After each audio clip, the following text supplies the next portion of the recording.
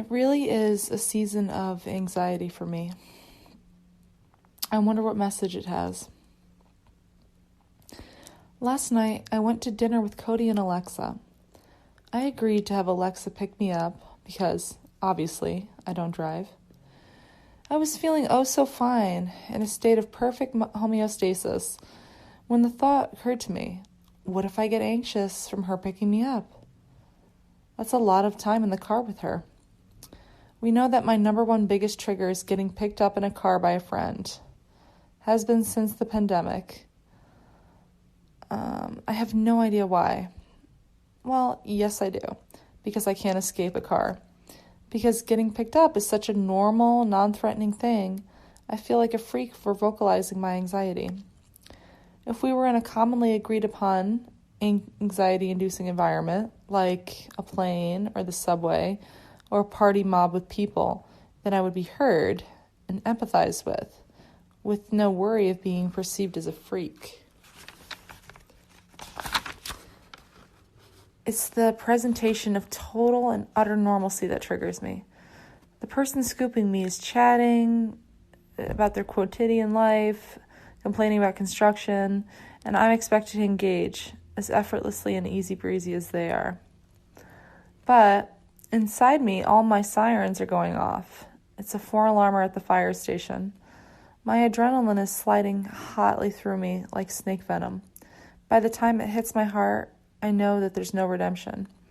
I have to turn around and go home, or I die. My brain literally thinks that I'm dying. My heart feels fit to explode. A tiger that only I can see is chasing me. There is no time to talk to it, to reason with it, to try to cuddle it, nuzzle it, and force it to see me through loving eyes that inspire mercy. So, last night I took half an Ativan before Alexa picked me up. I thought it would be enough. We rode over the winding serpentine highways to pick up Cody. He was his predictably churlish Taurus self. When I laid on the horn, he stood on the driveway and scoffed, "See, that makes me not want to go." He told us, through his white Invisalign smile, that he had been this close to canceling and staying in to watch a movie instead.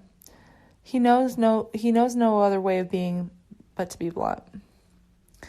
At Cortez, we were led to a deeply underwhelming table in the dining room. Cody and I would have normally requested a booth, but Alexa had forgotten to ask for one when she made our reservation. Since it was Halloween, I brought a 3-pound bag of candy in my bag. I offered some to a neighboring table, who declined. "I'm diabetic," said the guy. And then to the busboy, who accepted. "Trick or treat," he said, opening his palms to receive my mini Hershey bars.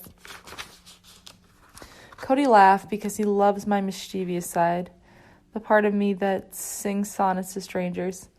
For a few minutes, I felt like everything would be okay after all.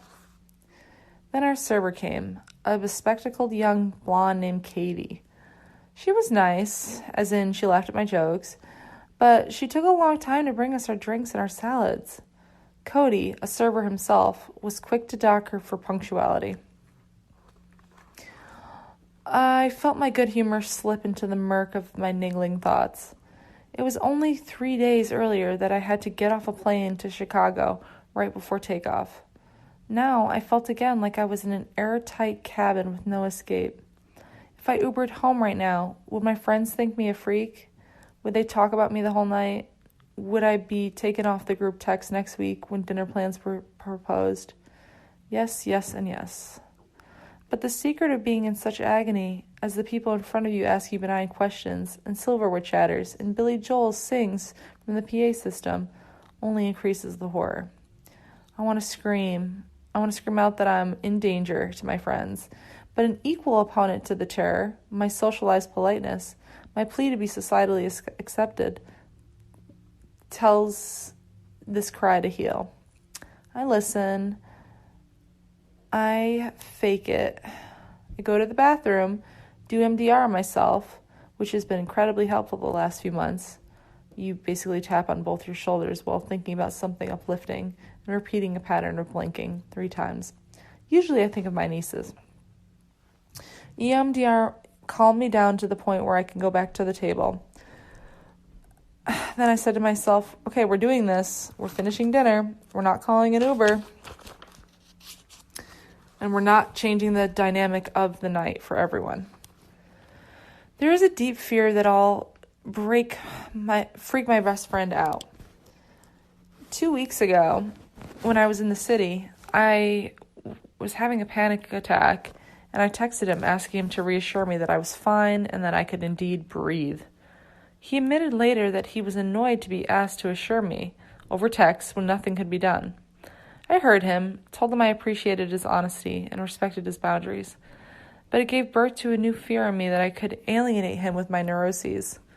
I've always viewed him as my strong bull, my container, this curious being of pure practicality, somehow fueled with radical acceptance of me, of all earthly madness. His mission is never to change people, but to accept that people are doing what comes naturally to them. His gift to the world is his acceptance and understanding. His gift to his friends is earthly stability and practicality. A wonderful antidote for my anxiety. How many times have you flown in a plane before? How many times have you sat at the dinner table before?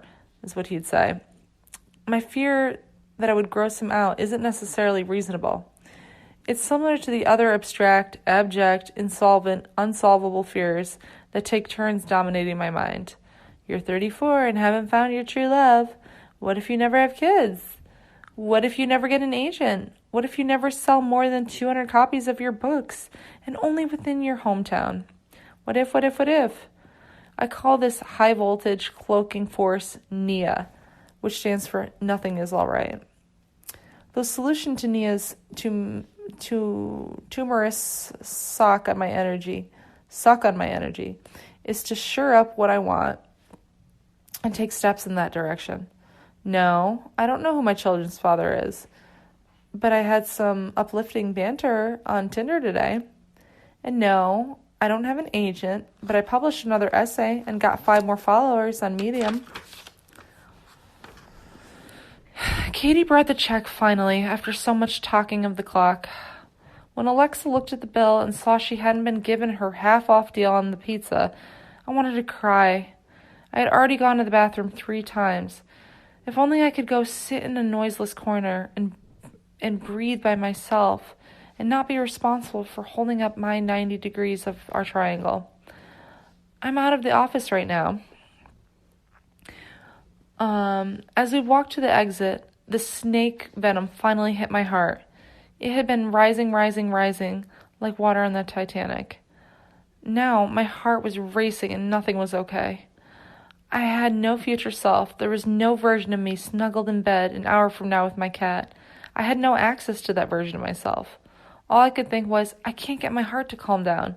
What if I need to go to the hospital? Seriously, what if I cannot calm down? What if? What if I'm going crazy? What if this is it? It's like having a Charlie horse in both your brain and your heart. Cody, I said to my best friend, I'm having a panic attack. Okay, he said, in his no baloney way. His blue eyes serene and strong. That's what I loved about him, his normalcy. Armageddon could be happening, and he'd shrug, letting it happen. So, what can I do about it? Alexa was very compassionate. Do you want me to drop you off first? Yes, I all but screamed, because in the hallways of my body, an emergency was happening. All logistics should be forwarded around that. We drove. I sat in the back doing EMDR on myself. I'm okay, right? I asked my friends. They assured me that I was. As I kept tapping, the snake venom in my heart lulled to a low tide. I stopped, thinking I was okay. It came thrusting back, bringing with it screams of hospital and heart failure. We arrived at my house, which looked storybook with the yellow leaves all around it. I needed a rake. My friends softly and tentatively said goodnight. I went inside. I'm picking up my cat, reaching for an episode of Ally McBeal. Within 15 minutes, the panic was completely vanquished. The only thing to fear was that I had freaked my friends out beyond the boundaries of normal friendship. And the old echo, whose rhetoric has neither solve nor solution, what if it happens again tomorrow? I've had anxiety since I was 4. My whole family was anxious.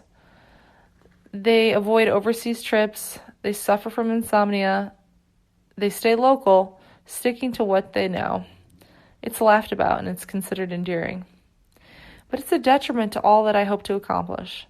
A bomb threat disrupting my exhilarating life itinerary. And it's emerging as more unignorable than ever before. I found it stressful, but now my curiosity is piqued. Maybe it's becoming so big that I'm finally forced to deal with it.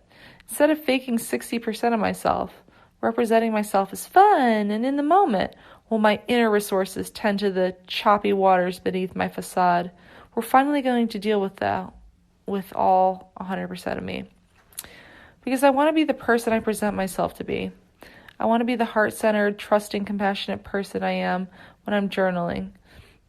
I want to be that person all day long. Anxiety and awful vanities that amount to nothing. Anxiety is an awful vanity that amounts to nothing. A whippersnapper worth of energy, ignited and smashed. It includes no one outside myself. It's a tumor sucking my inner light and keeping me alone in hell, away from others. I don't want it anymore.